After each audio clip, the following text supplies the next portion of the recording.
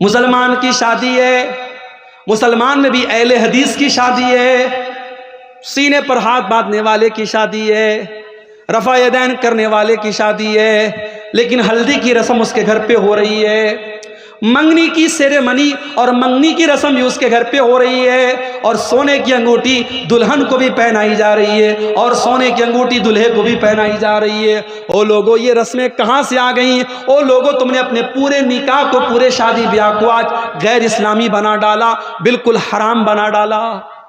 دیکھ لو، آپ 400 باراتی آ کے کھا رہے ہیں۔ باراتیوں کے الگ نخرے ہیں، کہیں تو صاحب بارات اس بات پر لوٹ جاتی ہے کہ بریانی میں گوشت نہیں ملا، اس بات پر بارات لوٹ گئی، کہیں کہ ایسا بھی ہوا ہے۔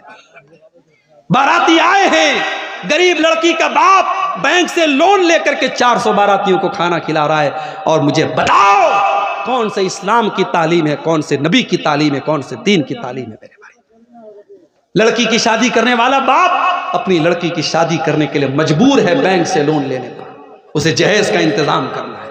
پکے اہل حدیث علاقے کی بات کر رہا ہوں، وہاں پر بھی جہیز کا لین دین ہو رہا ہے۔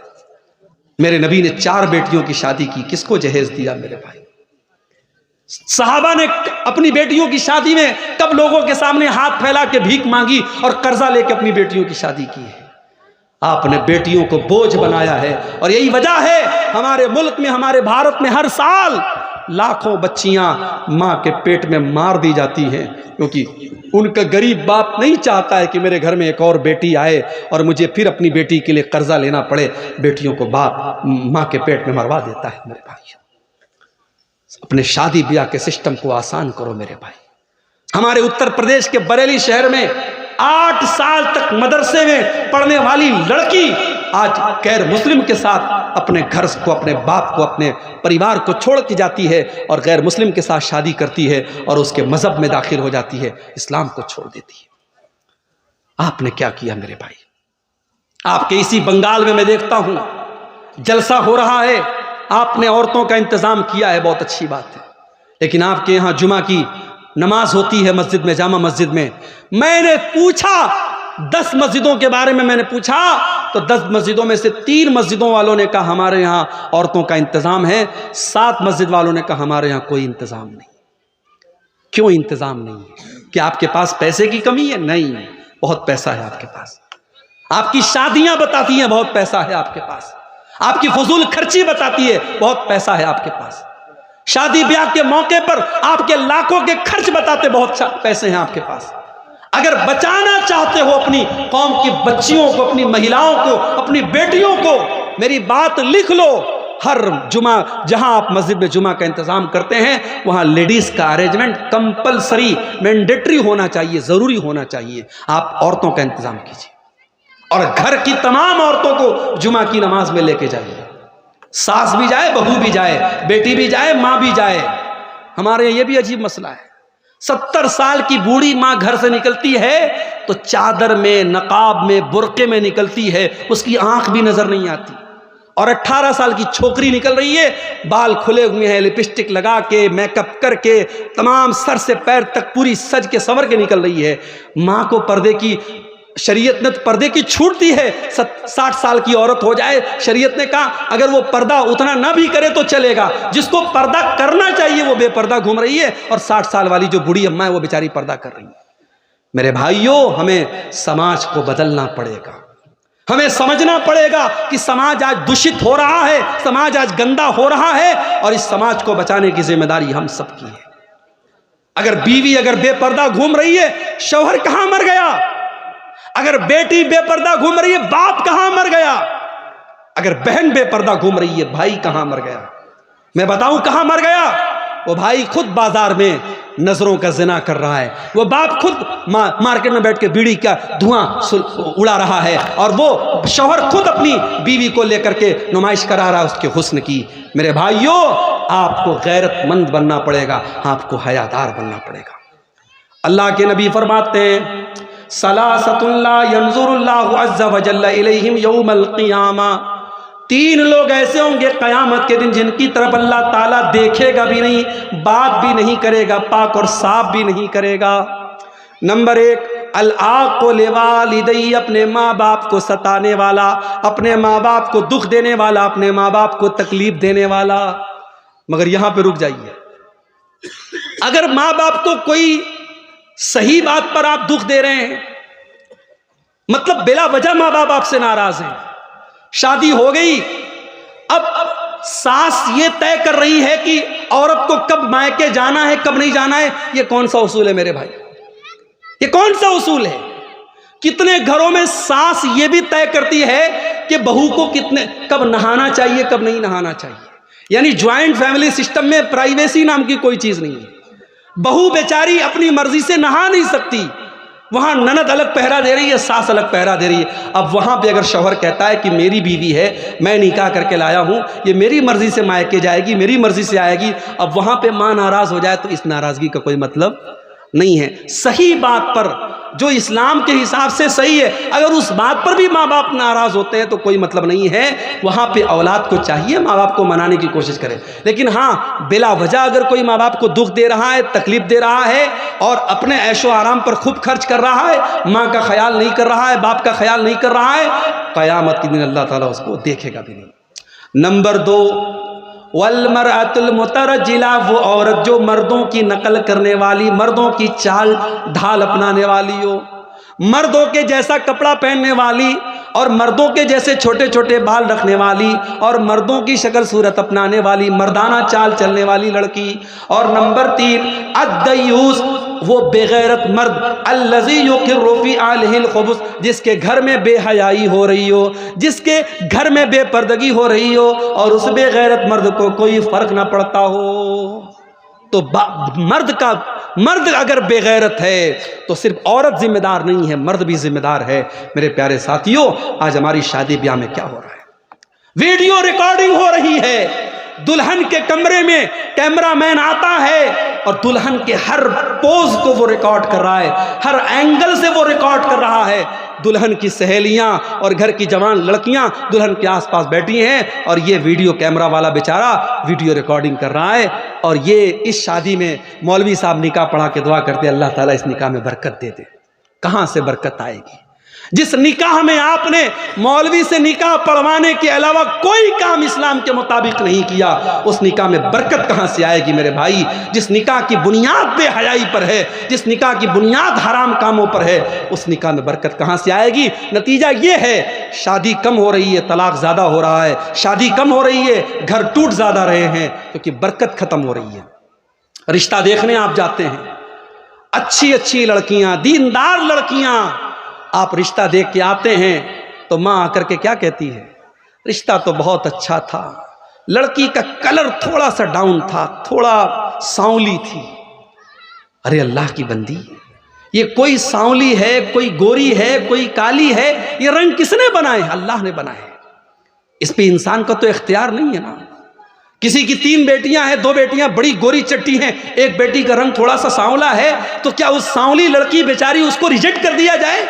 بیچاری پڑھی لکھی ہے، دیندار ہے، نمازی ہے، صرف رنگ ڈاؤن ہونے کی وجہ سے اس کو ریجیکٹ کر دیا جائے؟ یہ کون سا انصاف ہے میرے بھائی؟ ہمیں اپنی سوچ کو بدلنا پڑے گا۔ ان غریب بچیوں کو آج دینداری کے باوجود ریجیکٹ کیا جاتا ہے، نتیجہ یہ نکلتا ہے جب سمے سیما پار ہو جاتی ہے وہ لڑکیاں غلط راستے اٹھاتی ہیں۔ آج سماج میں آپ یہ منظر بھی دیکھیے میرے بھائی، کوئی لڑکی، کوئی عورت بیوہ ہو گئی، اس کے شوہر کا ایکسیڈنٹ میں انتقال ہو گیا، 1 سال کا بچہ ہے، بیوہ ہو گئی۔ اب سماج کیا کہتا ہے؟ صاحب ارے عورت ہے، بچے کے سہارے زندگی گزار لے گی۔ میں کہتا ہوں دنیا کا سب سے بڑا جھوٹ ہے یہ، دنیا کا سب سے بڑا فراڈ ہے یہ۔ ایک بچے کے سہارے عورت زندگی گزار لے گی، اس کی جوانی، اس کی عزت، اس کی خواہشات، اس کی ڈیزائرز، اس کا کوئی مطلب نہیں ہے۔ اس سماج کو ہمیں بدلنا پڑے گا، مطلقہ اور بیوہ عورتوں کی شادی کا بھی ماحول پیدا کرنا پڑے گا۔ جو لڑکیاں، جو عورتیں جوانی میں بیوہ ہو گئی، جوانی میں مطلقہ ہو گئی، ان کی شادی آپ نہیں کرائیں گے، غلط راستے وہ چنیں گی اور سماج میں گندگی پھیلے گی اور پھیل رہی ہے۔ میرے پیارے ساتھیوں، شادی بیاہ میں یہ بہت ساری چیزیں ہیں جن کی ہمیں اصلاح کرنے کی ضرورت ہے۔ سب سے پہلے تو آپ رشتوں میں دینداری کو ترجیح دیجیے۔ میں لڑکوں سے کہنا چاہتا ہوں، اپنی ماں سے کہہ دو مجھے ماں میرے گھر میں کوئی جہیز نہیں چاہیے، میں چٹائی پر سو لوں گا، میری حیثیت ہوگی میں فرنیچر کا انتظام کروں گا، میں بیڈ کا انتظام کروں گا، میری حیثیت ہوگی میں ریفریجریٹر گھر میں لاؤں گا، ورنہ گھڑے کا پانی پی کے گزارا کر لوں گا، مگر مجھے جہیز کی بھیک میں ملنے والی فریج نہیں چاہیے، مجھے جہیز کی بھیک میں ملنے والی چارپائی نہیں چاہیے۔ اپنی ماں سے جا کے کہہ دو مجھے دیندار بیوی لا کے دے دو۔ اللہ کے نبی فرماتے ہیں لِيَتَّخِذْ أَحَدُكُمْ قَلْبًا شَاكِرًا وَلِسَانًا ذَاكِرًا وَزَوْجَةً مُؤْمِنَةً تُعِينُهُ عَلَى أَمْرِ الْآخِرَةِ۔ او لوگو، دنیا کی سب سے بڑی دولت تین چیزیں ہیں، تین چیزیں جس کے اندر پیدا ہو جائیں اس کے پاس دنیا کی سب سے بڑی دولت ہے۔ قلبًا شاکرا، ایک ایسا دل اپنے پاس پیدا کر لو جو اللہ کا شکر ادا کرنے والا دل ہو، وَلِسَانًا ذَاكِرًا، اور ایسی زبان اپنے پاس پیدا کر لو جو زبان اللہ کا ذکر کرنے والی ہو، وَزَوْجَةً مُؤْمِنَةً، اور ایسی ایمان والی بیوی اپنے گھر میں لے کے آ جاؤ، تُعِينُهُ عَلَى أَمْرِ الْآخِرَةِ، جو آخرت کے کاموں میں آپ کی مدد کرے۔ دیندار بیوی میرے بھائی آپ کے گھر میں آئے گی، آپ کے گھر کو جنت بنا دے گی۔ دیندار رشتوں میں دینداری کو ترجیح دو۔ اسی لیے اللہ کے نبی فرماتے ہیں تُنْكَحُ الْمَرْأَةُ لِأَرْبَعٍ لِمَالِهَا وَلِحَسَبِهَا وَلِجَمَالِهَا وَلِدِينِهَا، جب لڑکی کی شادی ہوتی ہے چار چیزیں لڑکی کے اندر دیکھی جاتی ہیں، مال دیکھا جاتا ہے، خوبصورتی دیکھی جاتی ہے، اس کا خاندان دیکھا جاتا ہے، اور اس کو دینداری دیکھی جاتی ہے۔ آپ نے فرمایا فَاظْفَرْ بِذَاتِ الدِّینِ، دیندار لڑکی کو ترجیح دو، کامیاب ہو جاؤ گے۔ آج حالات یہ ہے میرے بھائی، 8-8 9-9 سال کے بچے اور بچیاں، ان کے بھی انسٹاگرام پر فوٹوز، وہ بھی اپنے فوٹوز ڈال رہے ہیں، وہ بھی انسٹاگرام پر دوستیاں کر رہے ہیں، وہ بھی ٹیلی گرام اور واٹس ایپ پر تعلق قائم کر رہے ہیں۔ جو بچے ابھی ڈھنگ سے بالغ نہیں ہوئے، جو بچیاں ڈھنگ سے بالغ نہیں ہوئیں، ان کو بھی گرل فرینڈ اور بوائے فرینڈ کا کلچر ان کے سماج میں پھیلایا جا رہا ہے۔ اور حالات یہ ہے، ابھی دلی کی نیوز آج میں نے موبائل پر پڑھی، دلی میں 8 سال سے لیو ان ریلیشن شپ میں رہنے والا، لیو ان ریلیشن شپ کا مطلب بغیر شادی کے مرد اور عورت ساتھ میں رہ رہے ہیں، لیو ان ریلیشن شپ میں رہنے والا اپنی اسی عورت کی 14 سال کی لڑکی کے ساتھ ریپ کرتا ہے اور پھر پولیس اس کو اریسٹ کرتی ہے۔ حالات یہ ہیں، باپ بیٹی کا رشتہ بھی تار تار ہو رہا ہے، بھائی بہن کا رشتہ بھی تار تار ہو رہا ہے۔ میرے بھائیوں، اب دھیرے دھیرے دنیا محسوس کر رہی ہے، دنیا محسوس کر رہی ہے، سماج کو اس گندگی سے بچانا ہے تو اسلام کے دامن میں آنا پڑے گا۔ اسلام نے ہمیں زنا کے دروازوں سے روکا ہے، زنا کے چور دروازوں سے اسلام نے روکا ہے۔ اسلام کہتا ہے لڑکا لڑکی بالغ ہو جائیں، 10 سال کا لڑکا ہو گیا، 10 سال کی لڑکی ہوگی، بستر الگ کر دو۔ 10 سال کا لڑکا لڑکی ہو گئے، بستر الگ کر دو۔ لڑکی کو مینسز آنے لگے، لڑکی بالغ ہو گئی، جوان ہو گئی، گھر سے نکلے تو پردے میں نکلے۔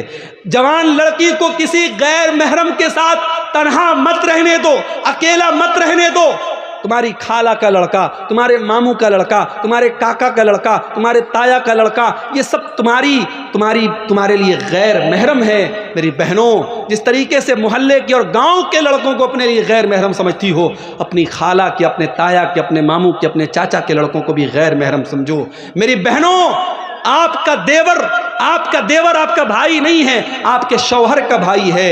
بھابھی اگر دیور کو ہنسی مذاق میں زیادہ چھوٹ دے گی، اگر بھابھی دیور سے زیادہ فرینک ہوگی اور دیور بھابھی کے بیچ کی سیمائیں ختم ہوں گی تو وہاں پہ معاملات خراب ہوں گے، اور بہت سارے گھروں میں معاملات خراب ہو رہے ہیں۔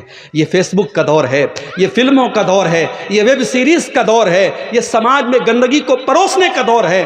اس دور میں ہمیں اور زیادہ احتیاط کی ضرورت ہے۔ بچیاں جوان ہو جائیں تو باپ اپنی بچیوں سے بھی ایک احتیاط کرے۔ بچیوں کو چاہیے جب وہ جوان ہو جائیں، باپ بھی آئے تو اپنے دوپٹے اور اپنے کپڑے کا دھیان رکھیں۔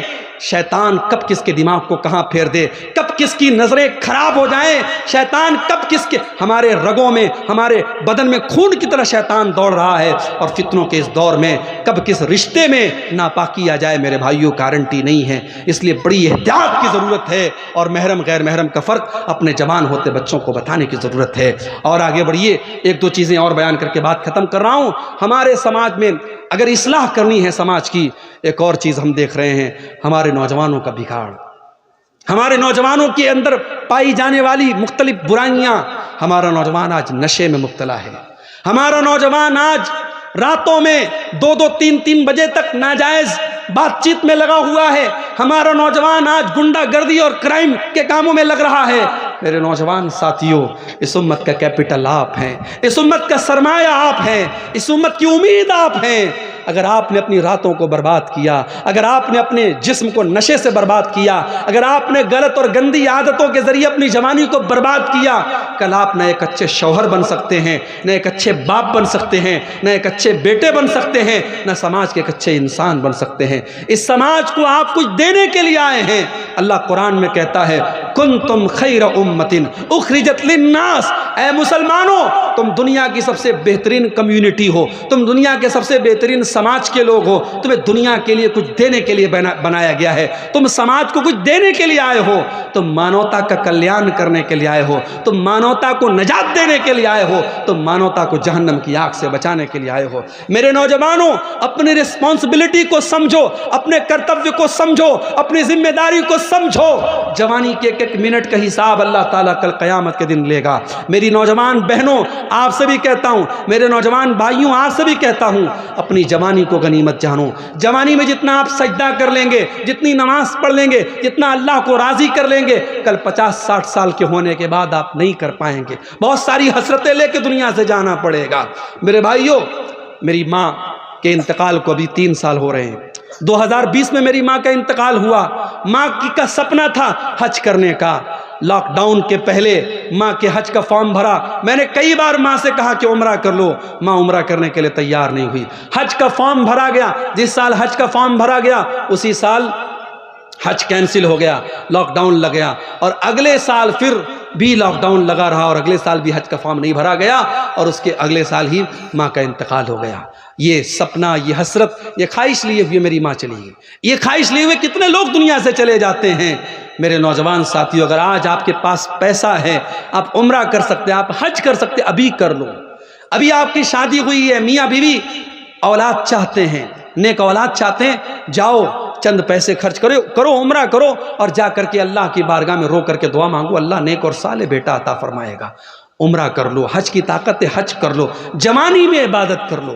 واللہ میں نے روتے ہوئے دیکھا ہے 70 سال کے 60 سال کے بوڑھوں کو، جب وہ حج کرنے گئے، وہ بیچارے ویل چیئر پہ دوسرے ان کو طواف کرا رہے ہیں، وہ بیچارے ہوٹل سے حرم میں جانے کی طاقت نہیں ہے، وہ کمرے میں بیٹھ کے نماز پڑھتے. وہ روتے ہیں کہ کاش ہم نے جوانی میں نماز پڑھی ہوتی، ہم نے جوانی میں حج کیا ہوتا، ہم نے جوانی میں اللہ کی عبادت کی ہوتی. اللہ کے پیارے نبی فرماتے ہیں اغتنم خمسا قبل خمس، 5 چیزوں کی قدر کرو 5 چیزوں کے آنے سے پہلے. شبابک قبل حرمک، اپنی جوانی کی قدر کرو بڑھاپے کے آنے سے پہلے. وصحتک قبل سقمک، اپنی تندرستی کی قدر کرو بیماری کے آنے سے پہلے. وغناک قبل فقرک، اپنی دولت کی قدر کرو اپنی غریبی کے آنے کے پہلے. وفراغک قبل شغلک، اپنے سمے کی قدر کرو اپنے ویست ہونے سے پہلے.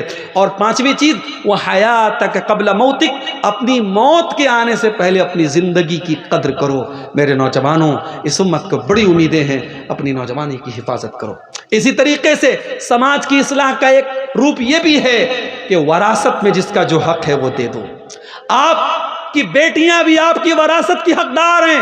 جو پراپرٹی آپ نے بنائی ہے، جو زمین آپ نے خریدی ہے، جو پیسہ آپ نے کمایا ہے، آپ کے مرنے کے بعد آپ کے بیٹوں کے ساتھ ساتھ آپ کی بیٹیاں بھی اس کی وارث ہیں. بیٹیوں کو آپ نے جہیز دے دیا، اس کا مطلب یہ نہیں کہ بیٹیاں آپ کی پراپرٹی کی وارث نہیں بنے گی. اور بھائیوں سے کہتا ہوں، باپ کے مرنے کے بعد اگر آپ نے اپنی بہنوں کو ان کی پراپرٹی میں، ان کے باپ کے ترکے میں حصہ نہیں دیا تو کل قیامت کے دن اللہ آپ کی گردن پکڑے گا. کل قیامت کے دن اللہ کیا آپ کی گردن پکڑی جائے گی. اللہ نے وراثت کا مسئلہ جب بیان کیا تو قرآن میں کیا فرمایا؟ وَتِلْكَ حُدُودُ اللَّهِ، میرے بندو یہ وراثت کے جو قانون بیان کیے جا رہے ہیں یہ اللہ کا بنایا ہوا قانون ہے. وَمَن يُطِعِ اللَّهَ وَرَسُولَهُ يُدْخِلْهُ جَنَّاتٍ تَجْرِي مِن تَحْتِهَا الْأَنْهَارُ، جو اللہ کی اطاعت کرے گا، جو رسول کی اطاعت کرے گا، اللہ اسے جنت میں داخل کرے گا اور وہ جنت میں ہمیشہ ہمیشہ رہے گا. وَذَلِكَ الْفَوْزُ الْعَظِيمُ، اور یہ بہت بڑی کامیابی ہے.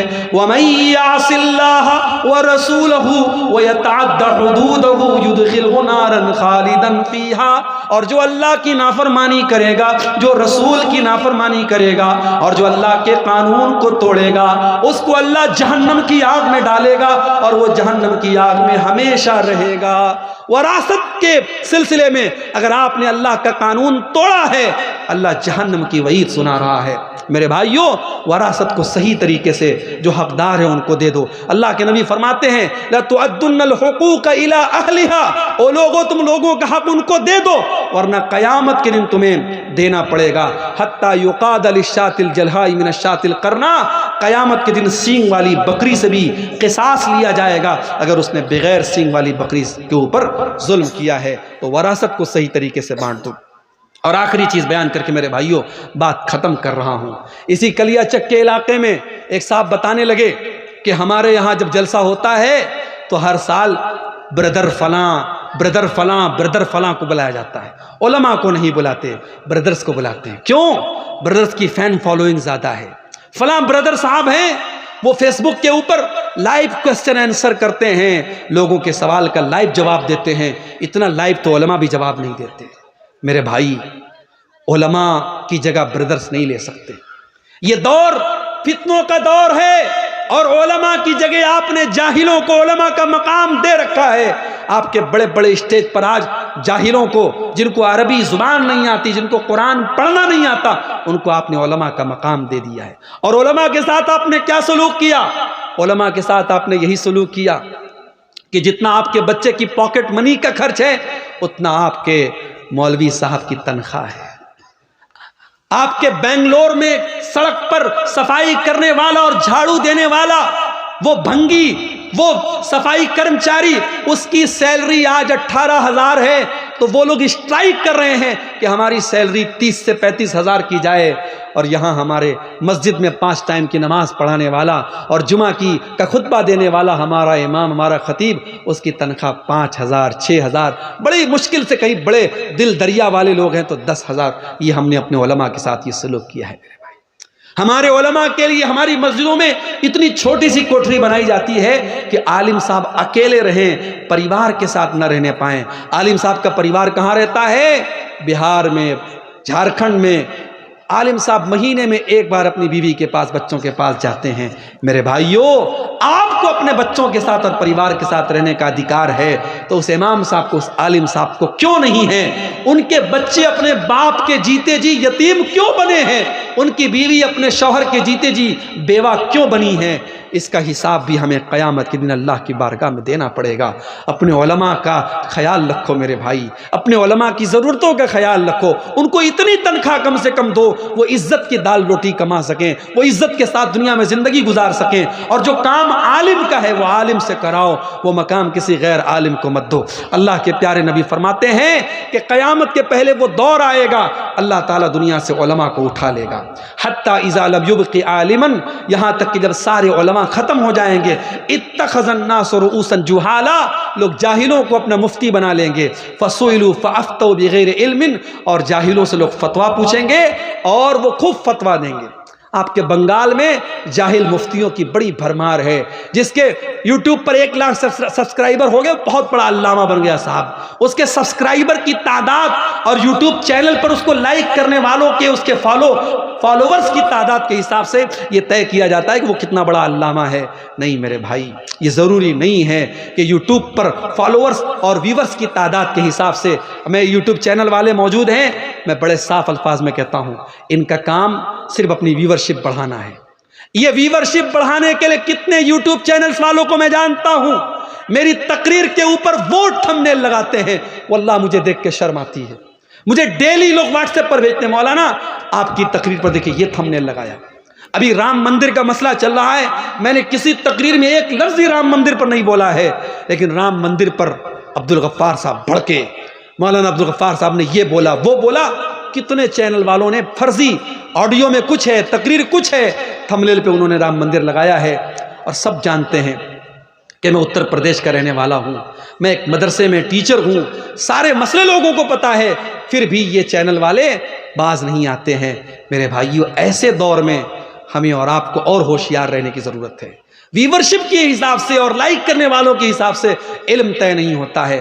آپ مستند علماء، آپ کے علاقے کے، بنگال کے، بہار کے، جھارکھنڈ کے جو آتھینٹک علماء ہیں، جن کی عمریں گزری ہیں قرآن و حدیث کی خدمت کرنے میں، ان سے آپ اپنے تعلق کو مضبوط کیجئے، ان سے اپنے کنیکشن کو مضبوط کیجئے، ان سے فتویٰ پوچھئے۔ جھارکھنڈ کے بہت بڑے عالم تھے، اللہ مغفرت فرمائے، مولانا عبدالعزیز حقانی صاحب انتقال کر گئے۔ دھیرے دھیرے دیکھیے ابھی مولانا اشرف الحق رحمانی صاحب بیمار چل رہے ہیں، ان کے حق میں دعا کیجیے، اللہ ان کو شفائے کاملہ عاجلہ عطا فرمائے۔ جو ہماری جماعت کے بزرگ علماء ہیں، جو حقیقت میں عالم ہیں، وہ دھیرے دھیرے دنیا سے جا رہے ہیں۔ کتنے علماء دنیا سے چلے گئے اور کتنے علماء بیمار ہیں۔ میرے بھائیوں، علماء سے جڑ کے رہیے، اور جب دنیا میں کوئی میٹر ہو جائے، ہر میٹر پر اپنی رائے مت دیجیے، فیس بک پر ہر میٹر پر فتویٰ مت جھاڑیے۔ آپ کے علماء اندھے نہیں ہیں، آپ کے علماء بہرے نہیں ہیں۔ جو چیزیں آپ کو نظر آ رہی ہیں، آپ کے علماء کو بھی نظر آ رہی ہیں۔ ان کی رائے کا انتظار کیجئے، ان کے موقف کا انتظار کیجئے، ان کا اسٹینڈ کیا ہے۔ ہر مسئلے میں آپ کودنے کی کوشش مت کیجئے۔ اپنے نوجوانوں کو ایک نصیحت کرتا ہوں کہ آپ جو قوم اپنے علماء سے اپنا تعلق توڑے گی، وہ قوم نہ گھر کی رہے گی نہ گھاٹ کی رہے گی۔ تو یہ چند باتیں اصلاح معاشرہ کے تعلق سے تھیں۔ یہ ایک پرچی آئی ہے، آخر میں کچھ سوالات ہیں، ان کا جواب دے کے ہم بات ختم کریں گے۔ روزہ رکھ کر کے کوئی شخص ٹیکا یا انجیکشن لے سکتا ہے یا نہیں؟ نارمل ٹیکا، نارمل انجیکشن آپ لگوا سکتے ہیں۔ جو انجیکشن طاقت کا ہے، جو آپ کے بدن کو طاقت دے رہا ہے، طاقت کا انجیکشن آپ روزے کی حالت میں نہیں لگوائیں گے۔ کیوں؟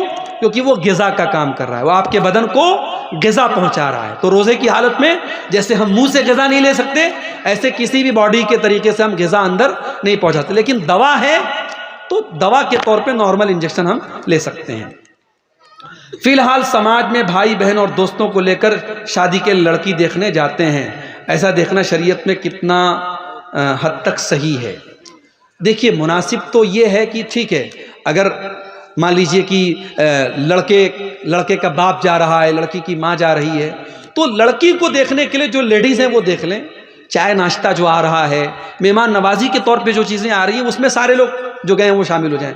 لیکن لڑکی کو دکھانے کا جو کام ہے وہ صرف لیڈیز کو دکھایا جائے، کیونکہ ابھی ہونے والا سسر بھی ابھی ہونے والا سسر ہے، ابھی وہ سسر ہوا نہیں ہے۔